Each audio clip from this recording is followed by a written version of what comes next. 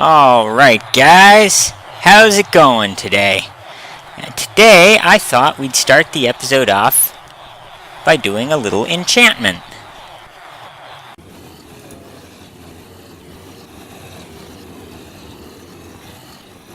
Alright, turn the zombies off, let the last few stragglers fall in. Let me shut that off. And now we crush them. 4, 5, 6, 7, 8, 9, 15, 16, 17. Okay.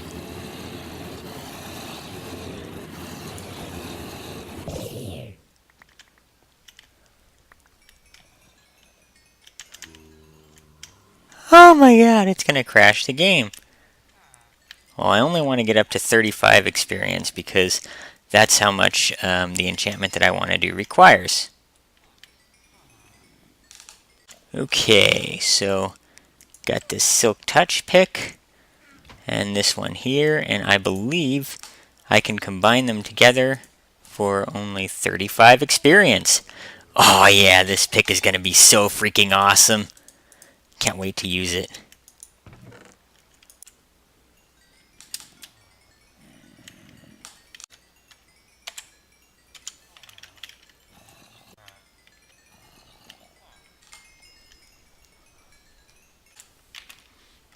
Okay guys, so after doing this enchantment and getting this awesome pick, and you know, I really do like having Silk Touch on my main pick just because it's useful on so many of the blocks I work with. It's useful to pick up glass, it's useful to pick up glowstone, it's useful to pick up ender chests, although I haven't been carrying that with me, which is bad of me.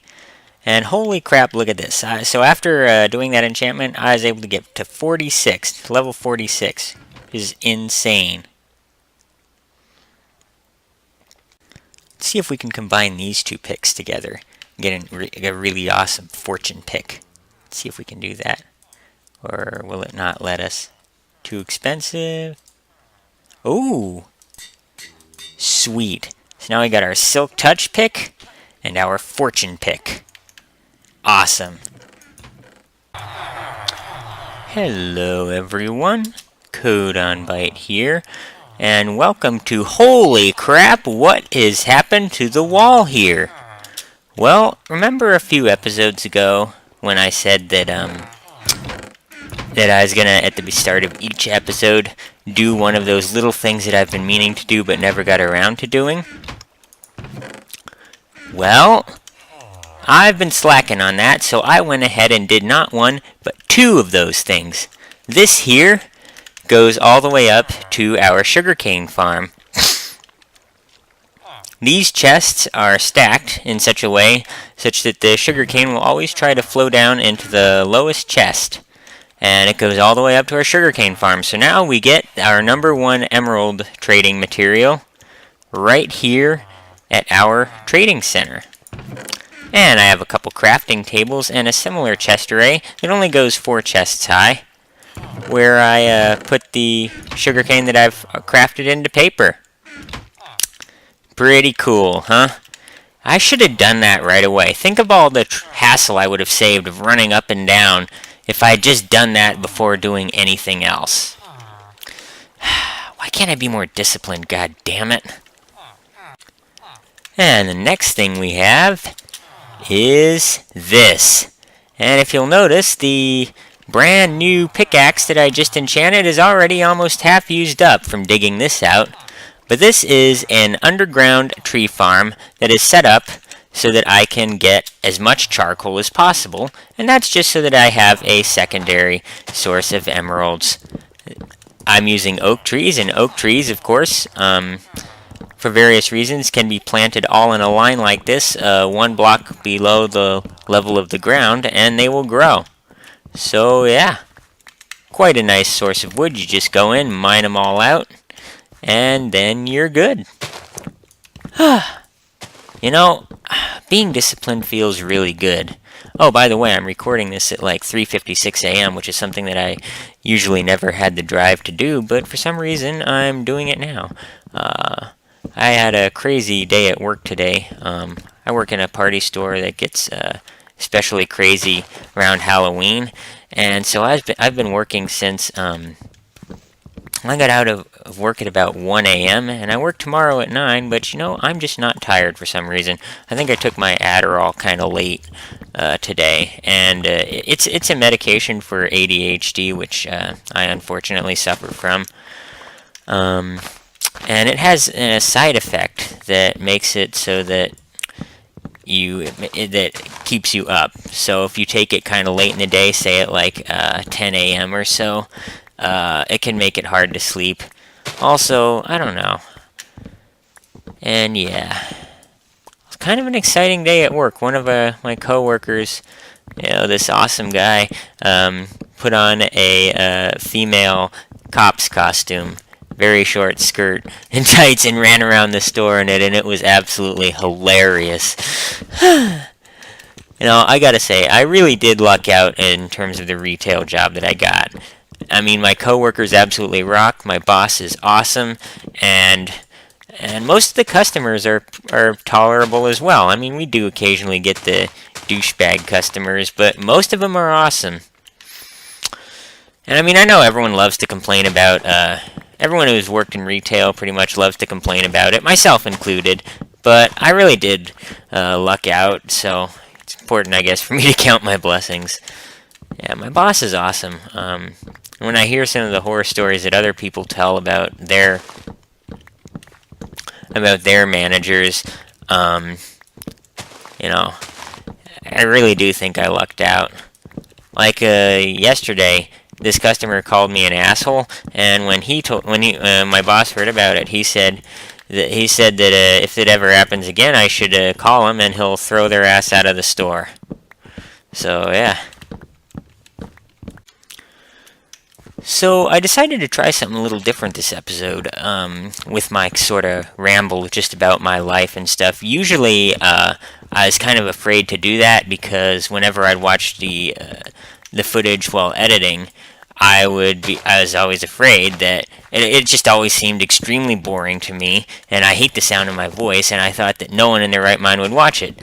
But then I watched one of King Daddy D-Mac's videos, and he's actually the YouTuber who got me inspired to start making videos, and I realized that he was doing a lot of what I do in those videos that I hate, yet I was extremely engaged, you know, with what he was talking about, and he was actually running around the Nether, you know, looking for Nether quartz. The video that came out just after the Redstone update came out, and he was talking about his brother getting married, and I suddenly realized that that's all he'd been talking about after, you know, about 20 minutes of being incredibly engaged. And so I thought, hey, you know what? Maybe I'll try that. And he also, I think, mentioned at one point that he hated the sound of his voice, and yet I didn't have a problem with it. So I thought, maybe I just hate this. Maybe people just hate the sound of their own voices. So let me know what you think.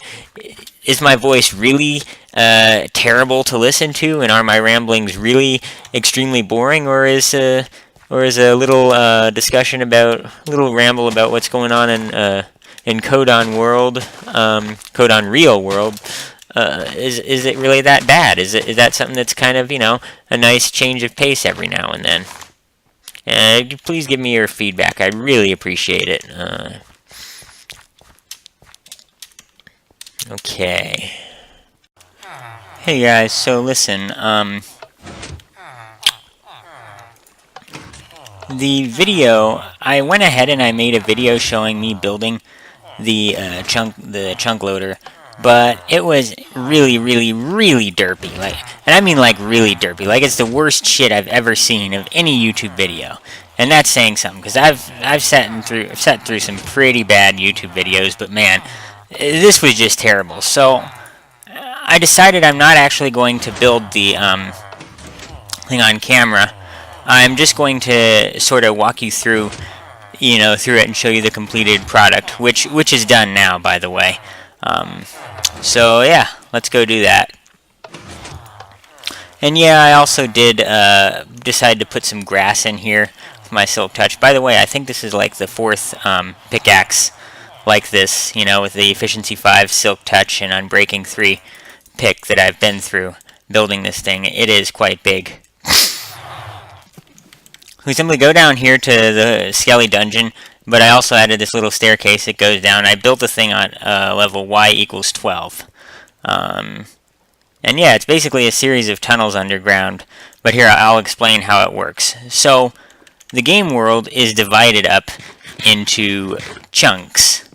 By the way, these hoppers on the floor, these are sort of the active ingredient in our chunk loader. The game world is divided into chunks. Obviously, Minecraft worlds are basically infinite in size, and they generate around you as you explore new areas. Now, let's say that you keep exploring more and more of the world. Well, obviously, the game can't, obviously the game can't have the entire world loaded in memory at once, or the computer's going to run out of memory and crash. So it divides the worlds into these regions called chunks. You've probably heard of chunks. They're 16 by 16, and yeah. And then what it does is it will unload chunks that you get too far away from. So there's like this ring of chunks, or this square of chunks that are loaded around the player. However, when a chunk unloads, anything in it basically stops happening. So if you have an iron golem farm, and the chunk that it's in, or the chunks, because they are 20 by 20 and therefore take up multiple chunks, if the chunks that it's in unload, it will stop working. And you're not getting iron. So if let's say I go on a really long adventure that's really far away, and end up going really far away from home, I should not expect to come home and find the iron golem farm chock full of golems and ready to be collected, because, the chunks that it's in will have been unloaded, and therefore it won't be running. However, it turns out that there are certain blocks that will force the chunk, the chunk next to them to load. For example, those blocks are pistons and hoppers. With pistons, if you push a block into an adjacent chunk, well, the game has to load the chunk because it needs to process the fact that the block has been pushed into that chunk.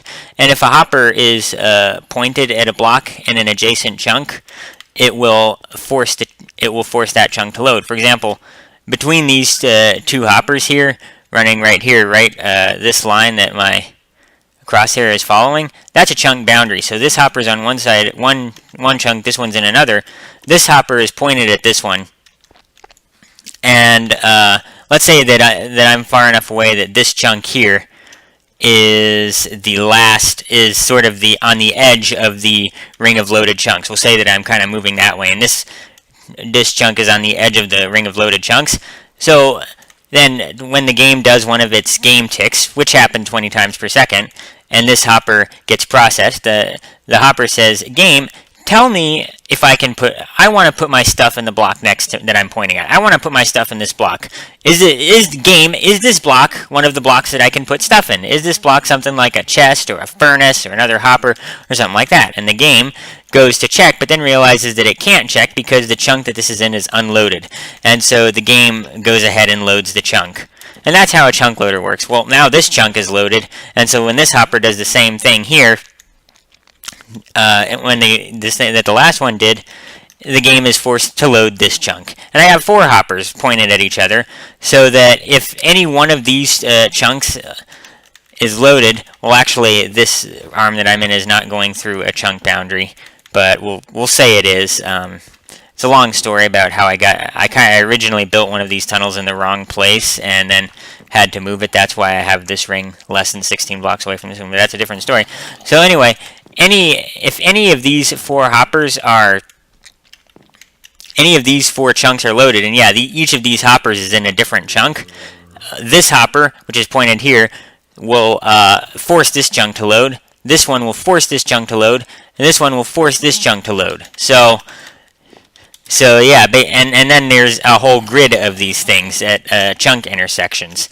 So basically, I have a grid of these things over my entire base, so that if any of the chunks in my base is loaded, it will force my entire base to load.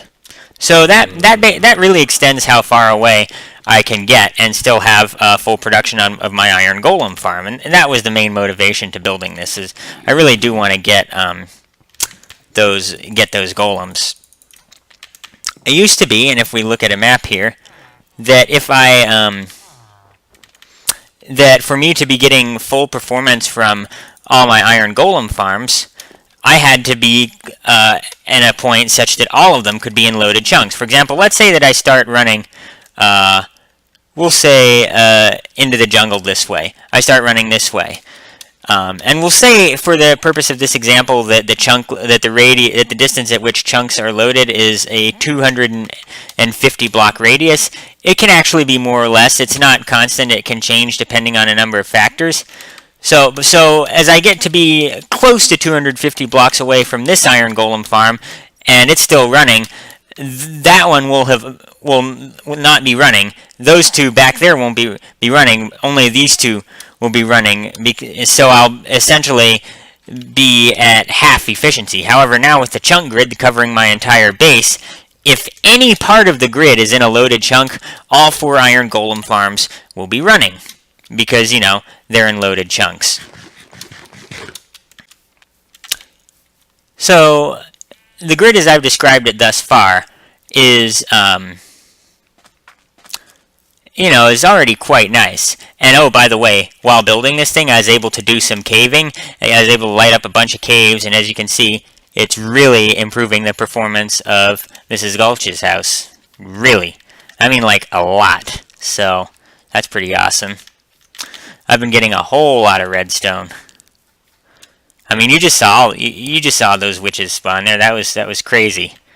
Spawning much faster, and they're spawning in groups of like 3 or 4 or something. So definitely worth doing. Yeah. Let's go down and check out how much redstone I've gotten. Oh, and I also improved this little tunnel to the outside of the witch farm. I decided to do this sort of burning netherrack lighting in there. Let me know what you think.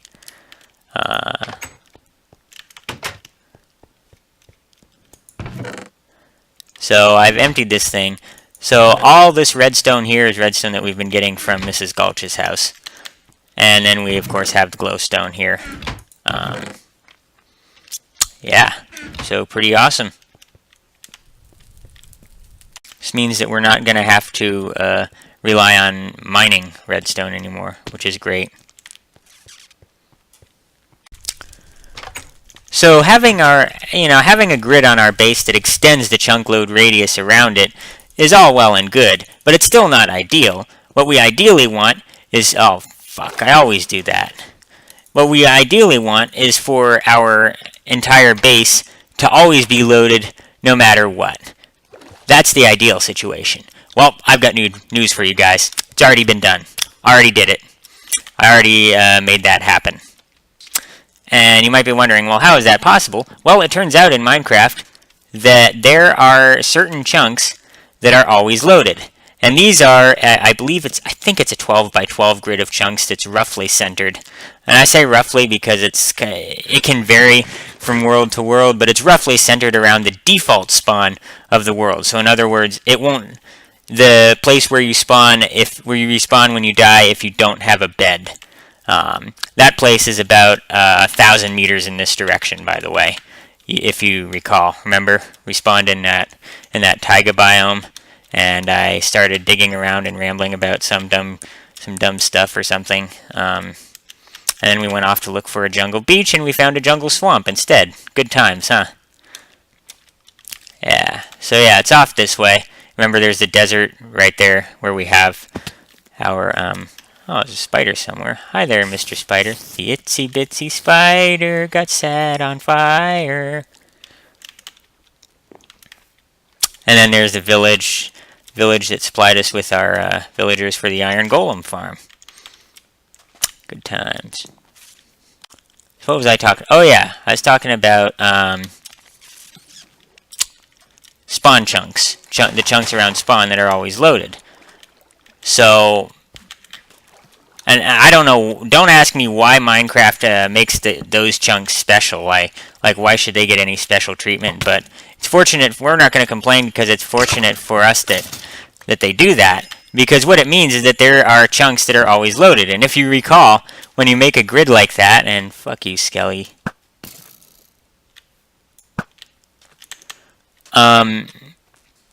If any chunk in our grid is loaded, it's going to force all the other chunks to also be loaded. You know, it's kind of a chain reaction. One of those, one chunk loader, the hopper in one chunk loader loads the chunk next to it. Then the hopper at the edge of that chunk loads the chunk next to it, and it just spirals out of control. It's sort of the chunk load sort of aura, if you will, sort of propagates down throughout the grid.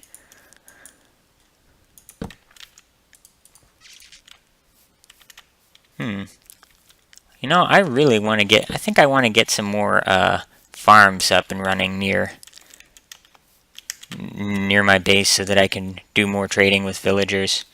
We'll talk more about that a little later, but I kind of realized today that I goofed a bit on the location of our village trading machine. I built it just barely out of range of the witch farm, and that's like the biggest facepalm ever. It's like, no! Can't believe I did that. But don't worry, we'll make it so that when we're down there, there are some things we're doing where we're getting redstone. Maybe I'll end up building another one of them, so they have twice the villagers to trade with. But yeah, so since we have the chunks at spawn that are always loaded, we can use those chunks to sort of make a chunk loading chain from our base to the default spawn location of the world. I'm trying to remember which way was it. Let's see. Oh yeah, it's north. I made a map. Yeah, I actually made a map. If we keep going down this way, you'll notice that we get to a tunnel that's only one wide. And yeah, I did not do an efficient job at making these chunk loaders. I originally was putting items in all of the hoppers, but then I watched Panda's video and realized that is completely unnecessary, and that also you don't have to make a ring of hoppers. Two hoppers, and the hoppers don't have to be pointed at other hoppers. They don't have to be pointed at blocks that hoppers can put their items into, because the game, when the block is in an unloaded chunk, the game doesn't know whether the hopper can put its item into it, and the game has to load the chunk to check. And then if the chunk is loaded, well, the chunk is loaded. But yeah, so this tunnel goes all the way back to the default spawn location of the world. Place where we originally spawned, and where I will respawn if I die after having destroyed the bed for some reason, or picked it up, or it's obstructed, or something. And this goes all the way back there, and I tested it, and I found that my golem farm does work when I am well outside of chunk load range for my base. So yeah, this keeps going back, and at some point along here, we enter that region of chunks around spawn that are always loaded. And so then, let's say that I go on a really long journey. Let's say that I go 5,000 meters south from my base. That's really far away. So, and then I log off. When I log back in, the game will load chunks around me, and it will also load the spawn chunks because it wants to keep them loaded for some reason. And once it does that, the hoppers in the loaded spawn chunks will try, at the edge of the spawn chunk region, the hopper there will try to look at the block that it's pointing at to see if it can put items into that block. And when it sees, and the game will be forced to load that chunk, and the hopper at the edge of that chunk will, cause the chunk next to it to be loaded, and all the way down the line until we, oh yeah, and I mined some stuff better. I think I'll bring it back to the base now. Until it reaches the base, at which point that chunk load aura will propagate over the entire grid under my base, and will load all the chunks in my base. So, yeah, pretty awesome.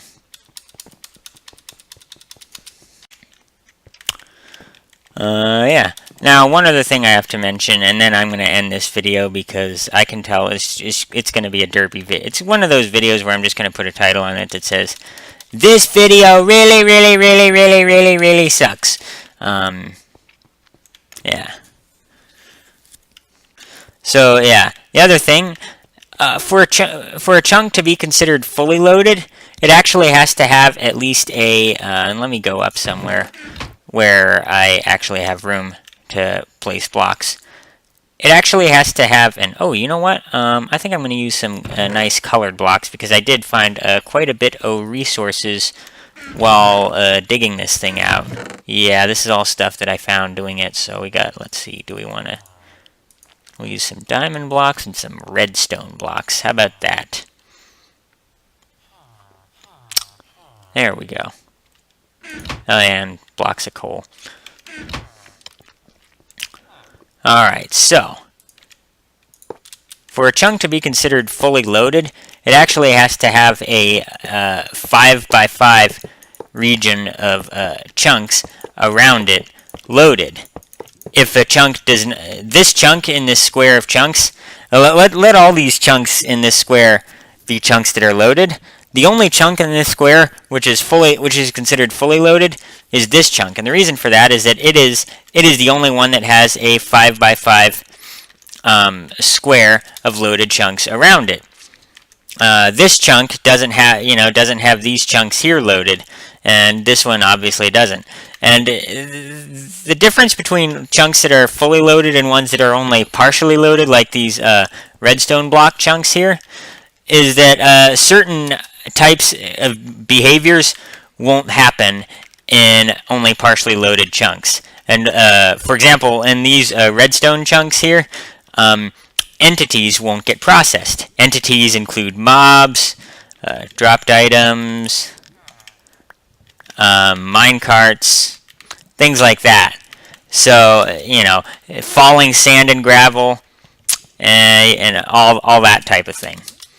So entities do not get processed in only partially loaded chunks. So for a chunk to have entities processed in it, it has to have at least 2 chunks, a ring of 2 chunks loaded in each direction around it, like this.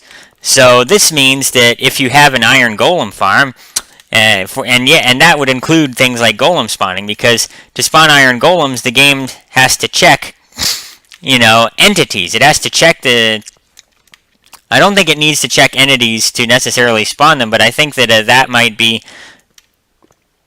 something that is, but it does have to check entities to know if the village has reached golem capacity. And I think, not 100% sure, but I think that is what has caused us to have issues with golems, where 2 will spawn in one of the cells and they'll get stuck. I believe that, because I noticed that was only happening when I went far enough away from the golem farm for the chunks to unload. And so when part of the golem farm is one of these partially loaded chunks, the game will spawn a golem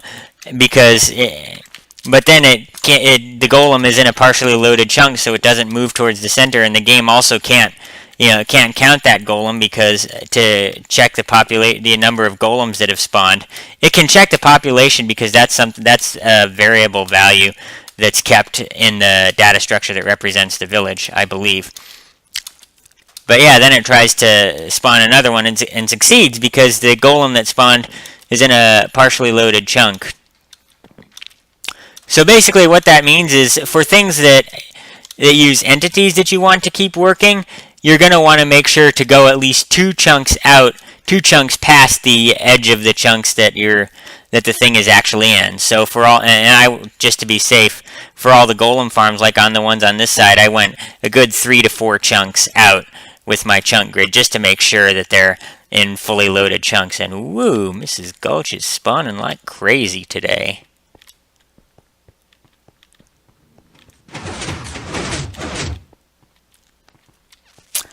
So yeah, I think I'm going to wrap up that video there. Next time I will be installing the new update. That's right, guys. It's the update 1.7.2, the one that adds a whole crap ton of new biomes. That's why I made this chunk loader here, because I want my iron farm to be running while I'm exploring all the new stuff in the new update. Yeah, just one other thing to keep in mind. Be careful if you're making a huge chunk loading grid, because it will, more chunks loaded will put more pressure on your PC. It will be more work for your CPU to do, and especially if you have something like an iron farm going where, you know, you have golems, more and more golems collecting. You know, if those chunks are loaded, you could be thousands of meters away from your base and suddenly have your game start to lag. And yeah, that could be bad. So make sure you have a good way of getting to your base, at least from the default spawn, so that if worse comes to worse and the game starts to lag horribly, you can commit suicide and then have a fast way of getting back to your base. Because let's say that, and I know some players will do this on servers. Let's say you went 20,000 meters away from your base, which I think some of the people on like the Hermitcraft server, where everyone lives really far away from each other, actually do. And let's say that you didn't have a portal or a fast transport system to get to your base from the default world spawn. Then let's say that you're 20,000 meters away from your base in, say, a different direction, you know, exploring someplace. Well, and then let's say that you realize that you forgot to set your golem farm to not let golems accumulate. You forgot to turn it off or whatever. We'll be making a way of doing that at some point. And then when there starts to get like 1,000 golems in your farm and your game starts to lag, well, then you're kind of, you know, you're kind of in trouble, because, you know, you're getting, and it gets to the point where your game is lagging so horribly that you can barely move. Well, then you're kind of screwed, because you can commit suicide to bring yourself back to the world spawn location, but you can't, you know, but it's still 20,000 meters from your base, and it's going to be a long 20,000 meters of travel if your game is lagging really bad. Okay, this episode is derping way too hard. Peace out, everyone. I really apologize for this derpy episode. I've been, you know, working a lot of hours lately. Halloween just ended, and the place where I work at, which is a party store, is incredibly busy during Halloween.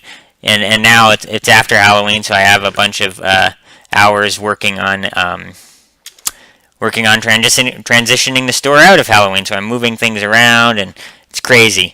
Yeah, I really hope I don't end up working in retail the rest of my life. You know, maybe I can go back to college. I tried that and it didn't work the first time. Maybe because I kept playing video games. I think that's probably why.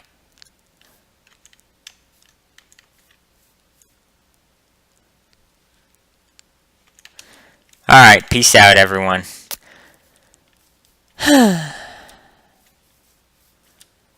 God, I really hope this episode isn't too bad.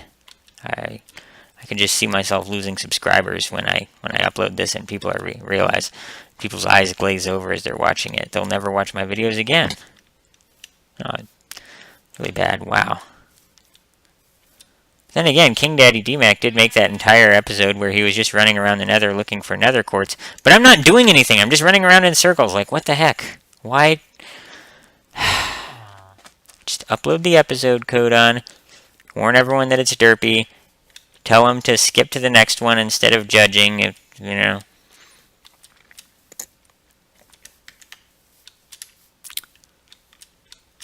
Link something? I don't know.